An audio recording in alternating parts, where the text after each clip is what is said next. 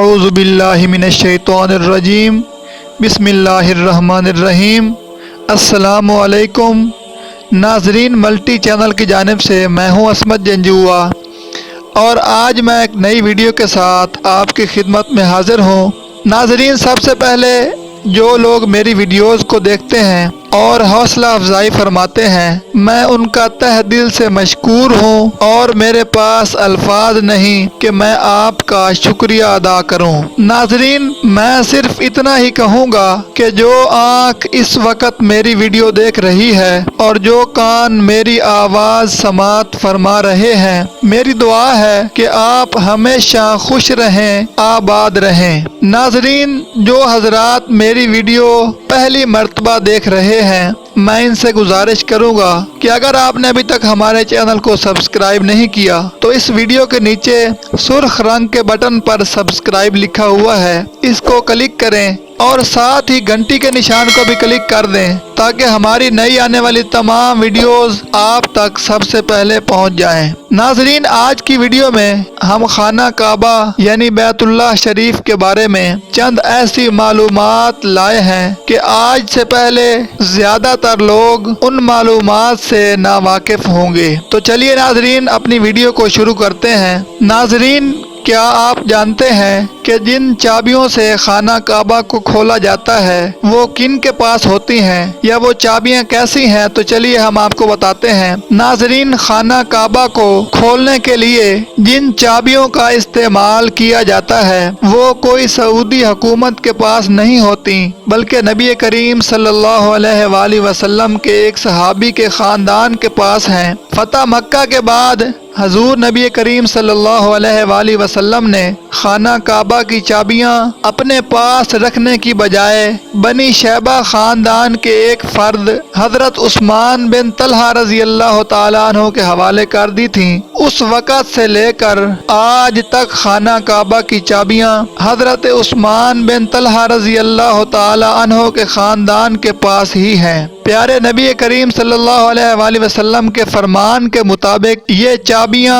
قیامت کے دن تک انہی کے پاس رہیں گی۔ حضور نبی کریم صلی اللہ علیہ وآلہ وسلم نے ارشاد فرمایا تھا کہ اے بنی طلحہ، یہ چابیاں روز قیامت تک تیری تحویل میں رہیں گی، سوائے اس کے کہ کوئی ظلم و جبر یعنی زبردستی یا غیر اخلاقی طور پر چھین لے، لیکن جو شخص بھی ایسا کرے گا وہ ظالم ہوگا۔ ناظرین، دوسرے نمبر پر کیا آپ جانتے ہیں کہ خانہ کعبہ کی تعداد 2 ہے؟ خانہ کعبہ کے بالکل اوپر آسمانوں میں بھی ایک اور کعبہ ہے جسے حدیث پاک میں بیت المعمور کہا گیا ہے۔ نبی کریم صلی اللہ علیہ وآلہ وسلم نے معراج کا واقعہ بیان کرتے ہوئے ارشاد فرمایا کہ جب مجھے بیت المعمور دکھایا گیا تو میں نے اس کے بارے میں حضرت جبرائیل علیہ السلام سے پوچھا تو انہوں نے ارشاد فرمایا کہ یہ بیت المعمور ہے جہاں روزانہ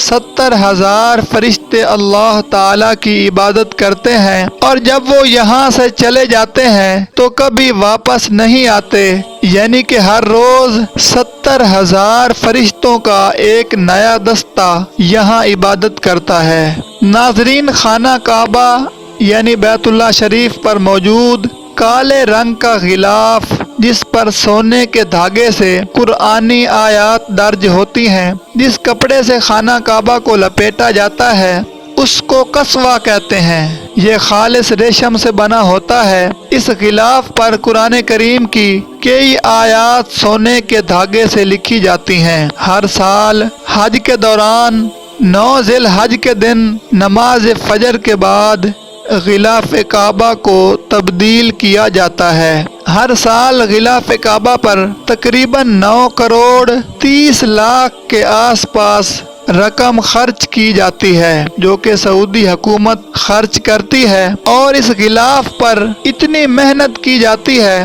کہ تقریباً اس کو تیار کرنے میں 8 ماہ سے 1 سال تک کا عرصہ بھی لگ سکتا ہے۔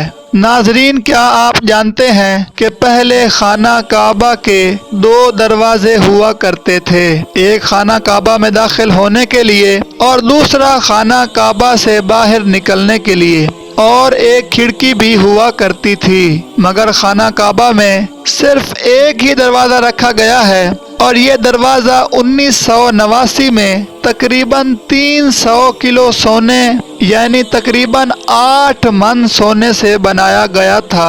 اس سے پہلے یہ دروازہ چاندی کا تھا، اور پہلے جو کھڑکی ہوتی تھی اس کو بھی بند کر دیا گیا۔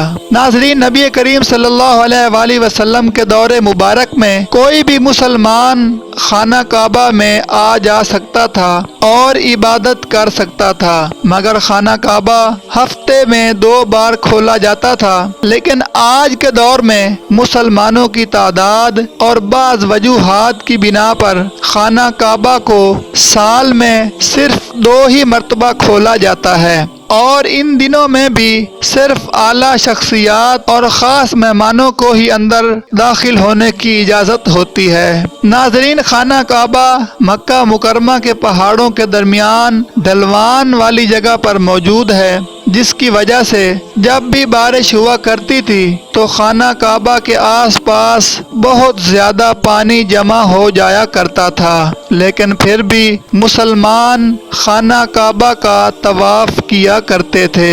پانی ہونے کی صورت میں تیر کر بیت اللہ شریف کا طواف کیا کرتے تھے۔ ناظرین، حضرت ابراہیم علیہ السلام کے دور میں خانہ کعبہ کا ایک حصہ گولائی یعنی گول دائرے کی شکل کا تھا، جس کو آج ہم حتیم کے نام سے جانتے ہیں۔ حتیم بیت اللہ شریف کا ہی ایک حصہ ہے۔ آپ نے دیکھا ہوگا کہ طواف کرنے والے لوگ مقام حتیم کے باہر سے ہی طواف کرتے ہیں۔ مقام حتیم بھی خانہ کعبہ کا ایک حصہ ہے۔ ناظرین، میری دعا ہے کہ اللہ کریم ہمیں ہر سال اپنے گھر کی باادب حاضری نصیب فرمائے اور غیب سے ہمارے لیے اسباب پیدا فرمائے کہ ہم بھی بیت اللہ شریف اور کملی والے آقا سرور کونین حضرت محمد مصطفیٰ صلی اللہ علیہ وآلہ وسلم کے روضہ اقدس کی زیارت کریں، آمین۔ ناظرین، یہ تھی ہماری آج کی ویڈیو۔ اگر آپ کو یہ ویڈیو پسند آئی ہے تو اس ویڈیو کے نیچے